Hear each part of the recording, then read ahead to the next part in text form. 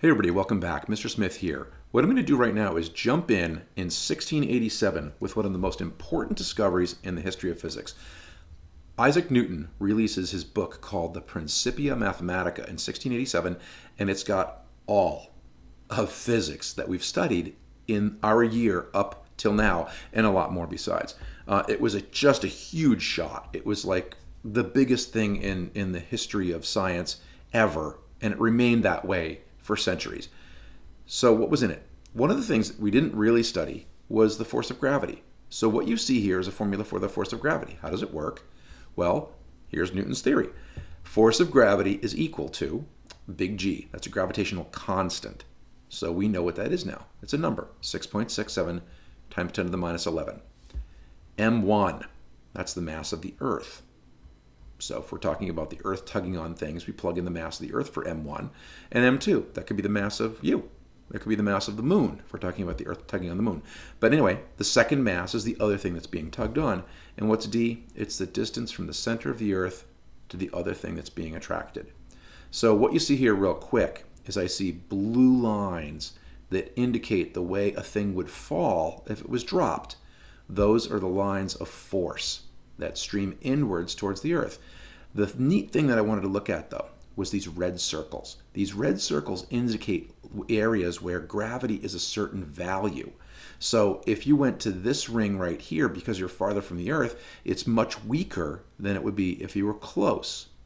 So what I wanted to do is explain where the constant little g comes from. And by the way, you can ask about this graphic. There's a lot more in this graphic than what I'm doing with it, but it's cool.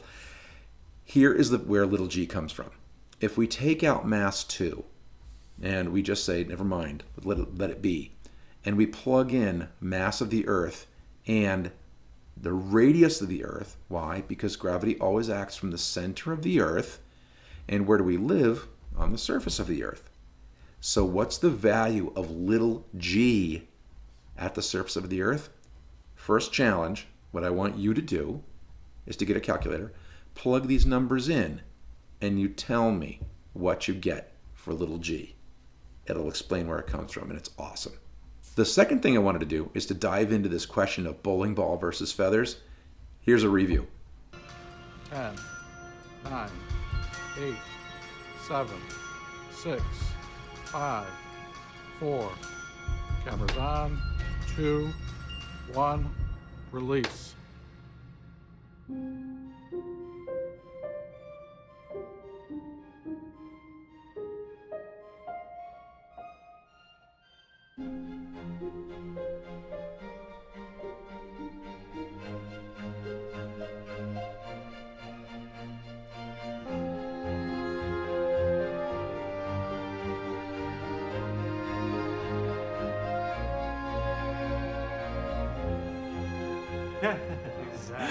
Exact.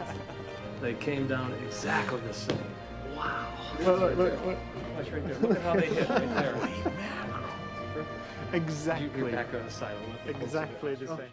Okay, so how is it possible that these two things track the same?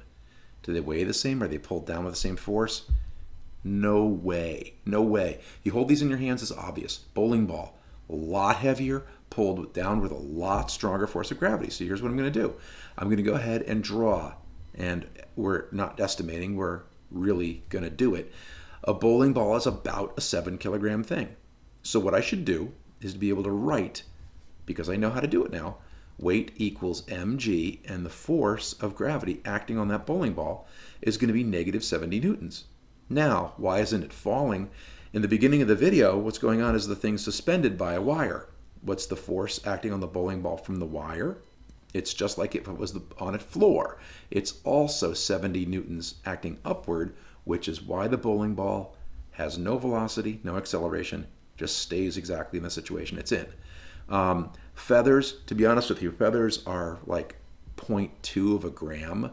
And just to make the numbers really easy, we'll call them 100 grams. So I'm wrong, but if I had a 0.1 kilogram feather, you're still going to get the idea.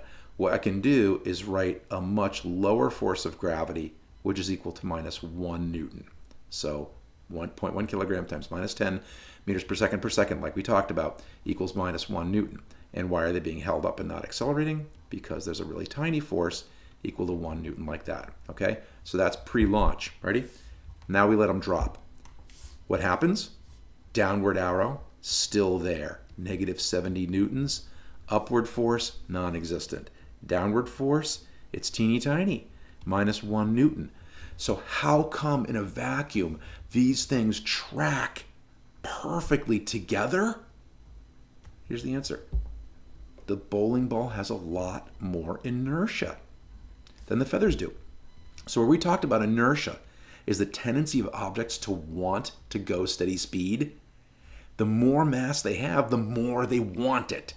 So a bowling ball, if you shake it, you can feel the inertia. You can feel how difficult it is to change the motion of that object.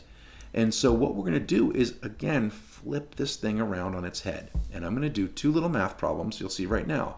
So for the bowling ball, let's go get the acceleration of the bowling ball. What do? I get the net force, which is minus 70 newtons, divided by the bowling ball mass. And that equals minus 10 meters per second, or free fall acceleration. What do I do for the feathers?